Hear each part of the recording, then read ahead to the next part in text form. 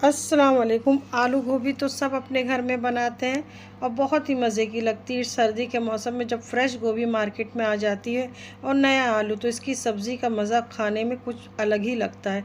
Normal दिनों में वो मज़ा नहीं आता है। तो ताज़े ताज़े आलू गोभी मार्केट में आ गए तो आप इस सब्ज़ी को ज़रूर ट्राई करें। जिस तरीके से मैं घर में बनाती हूँ, आज वही रेसिपी आपके साथ शेयर करूँगी। यकीन माने बहुत ही मज़े की बनती है।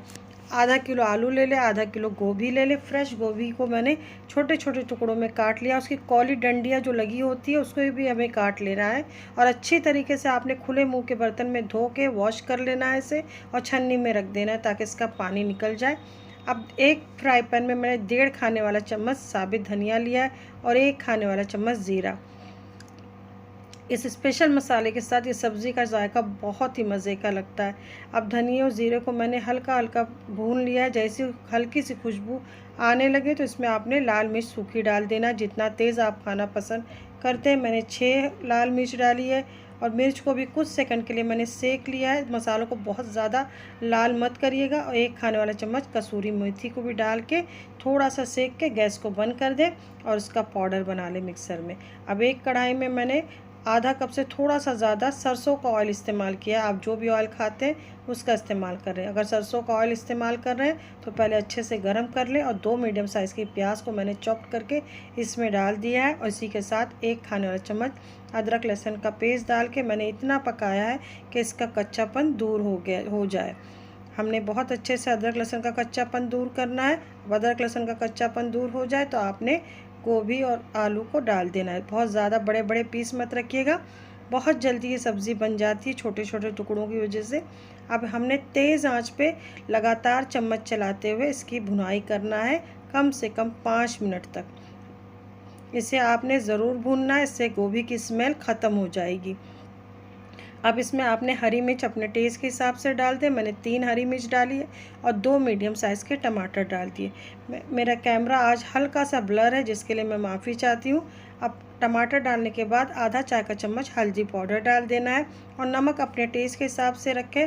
मैंने 1.25 चाय के चम्मच छोटे वाले चम्मच से डाला है अपने टेस्ट के हिसाब से।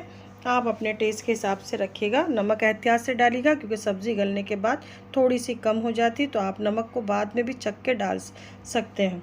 अब टमाटर, नमक, हल्दी सबको मिक्स कर लेना है आपने और उसे ढक्कन ढक के धीमी आंच पे कम से कम 10 से 12 मिनट के लिए पकने के लिए रख देना है। बीच बीच में आपको चलाते रहना है।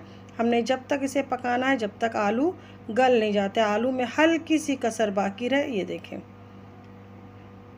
अब इसमें हम मसाला डालेंगे जो भून के हमने तैयार किया था।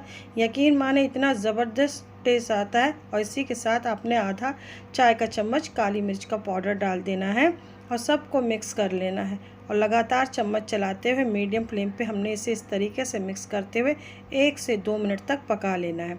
अब 1 से 2 मिनट हो गए हैं। अब इसमें 1 मुट्ठी के करीब आपने हरा धनिया डाल देना है। फ्रेश हरे धनिया डालिएगा, इससे बहुत अच्छा टेस्ट सब्ज़ी में आएगा। धनिया डालते वक्त कंजूसी मत करिएगा, बहुत अच्छा टेस्ट आता है इससे।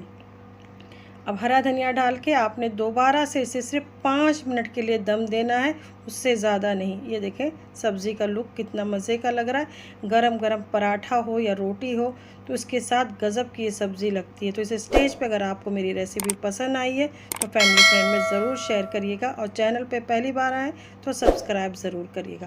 आप चाहें तो अपने मनपसंद तरीके से इसे गार्निश कर सकते हैं। आप स्क्रीन पे देख रहे हो कि मैंने इसे किस तरीके से गार्निश किया है। तो अगर इस स्टेज पे रेसिपी पसंद आई है तो किसी अपनों को ज़रूर शेयर कर दें और चैनल को सपोर्ट करें। फिर मिलते हैं नई रेसिपी साथ इंशाअल्लाह। अपना ख्याल रखिएगा, दुआ में याद रखिए। अल्लाह हाफिज़।